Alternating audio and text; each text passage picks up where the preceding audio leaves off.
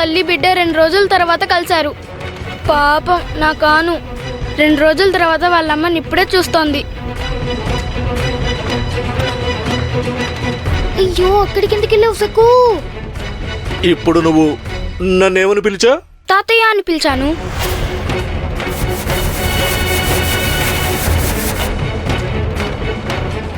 ఇలా చూడు, నువ్వు నన్ను తాతయ్య అని పిలవకూడదు.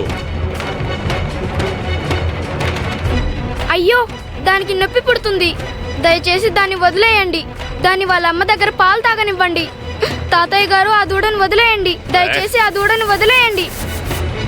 మళ్ళీ తాతయ్య అన్నా? తాతయ్య గారు దయచేసి ఆ దూడను ఏడిపించకండి. నా మాట వినండి. తాతయ్య గారు ఆ దూడను వదిలేయండి. తాతయ్య గారు దాన్ని వదిలేయండి. తాతయ్య దాన్ని వదిలేయండి. దాన్ని వదిలేయండి తాతయ్య. నన్ను అలా పిలవకు. ఇలా చూడు, నేను నువ్వు చెప్పినట్టుగా చేస్తాను. ఒక ఒప్పందం చేసుకుందాం. నువ్వు కోరుకున్నది నేను చేస్తాను, నేను కోరుకున్నది నువ్వు చెయ్యాలి. ఏంటి ఆ ఒప్పందం? దాము,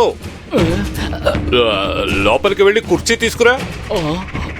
అయ్యో కుర్చీ వెళ్ళు. చేస్తా.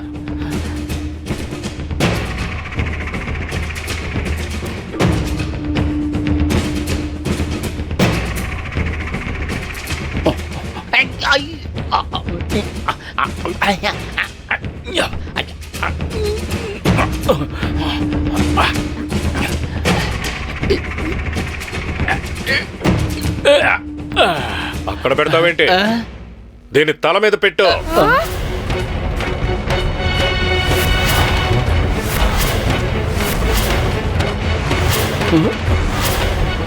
నువ్వు ఆ కుర్చీని ఎంతసేపు మోస్తావో అంతసేపు ఈ దూడను పాలు తాగనిస్తాను. ఒకవేళ నువ్వు కుర్చీని తలపై నుంచి దించితే అప్పుడు ఈ దూడని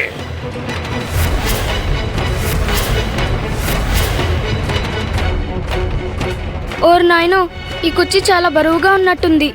నేను దీన్ని మోయకపోతే ఆయన కానూని పాలు తాగనివ్వరు. దాము, చూస్తావేంటి? త్వరగా కుర్చీ దాని నెత్తి మీద పెట్టు, లేదంటే నీ తల మీద నేను పెడతాను. అయ్యో కుర్చీ నా తల మీద పెట్టండి. అయ్యో అయ్యగారు, ఏంటి? మీరు ఎవరిని శిక్షిస్తున్నారో మర్చిపోయారా? అంటే అంటే ఆవిడ మన చిన్న యజమానురాలు గారి కదా.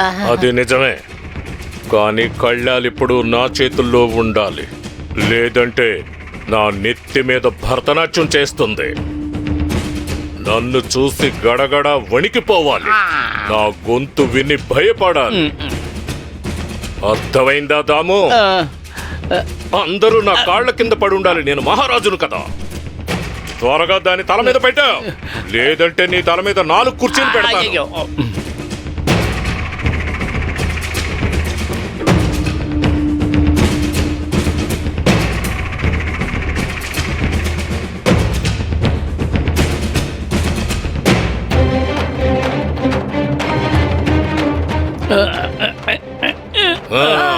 అదిరింది.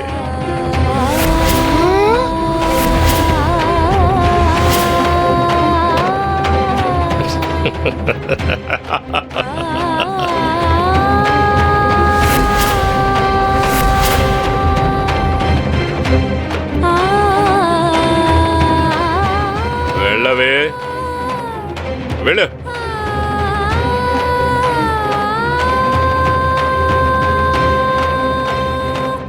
ఒకవేళ కుర్చీని కింద పెడితే దూడని లాగి పారేస్తాను. నీకు ఆ దూడంటే మహా ప్రేమ కదా, నీకిదే శిక్ష.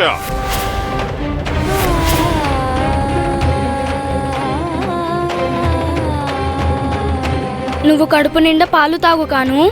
అప్పటి వరకు నేను కుర్చీని మోస్తాను.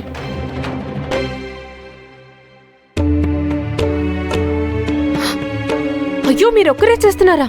ఇంకా నయం నేను వచ్చాను. మీకు సకు సాయం చేస్తుందేమో అనుకున్నాను. నా స్థానంలో పాండురగడు గనక ఉండుంటే సక్కు ఇక్కడి నుంచి కదిలేదే కాదు.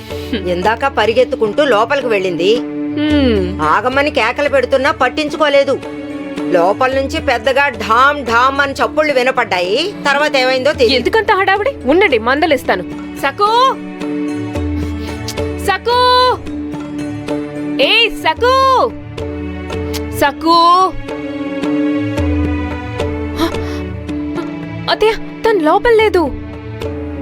ఇంట్లో లేదత్తయ్య. లేదా? బయట నుంచి లోపలికి వెళ్ళడం చూశాను. ఎక్కడికి వెళ్ళుంటుంది? ఇదంతా నా భ్రమ.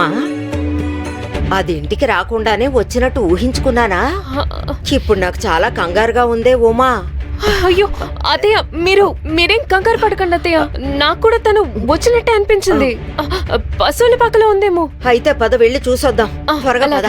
ఎంత చెప్పినా దీని బుర్రకు ఎక్కడం లేదు. దీంతో వేగలేకపోతున్నాను. సకు సఖో సకు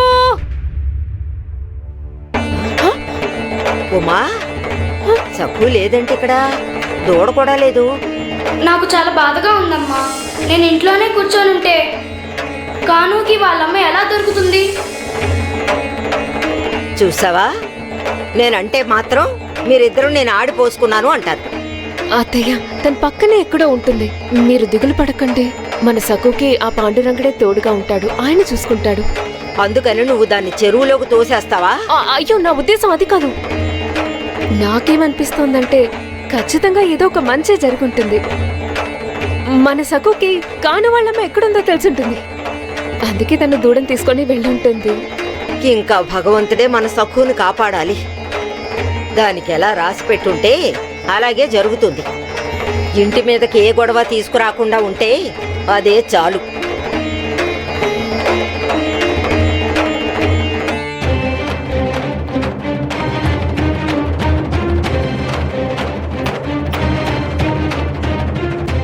జారుతోంది, కుర్చీ జారుతోంది, జారుతోంది, జారుతోంది.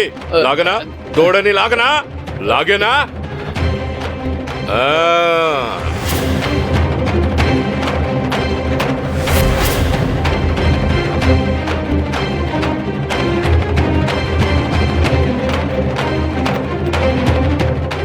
చూసావా?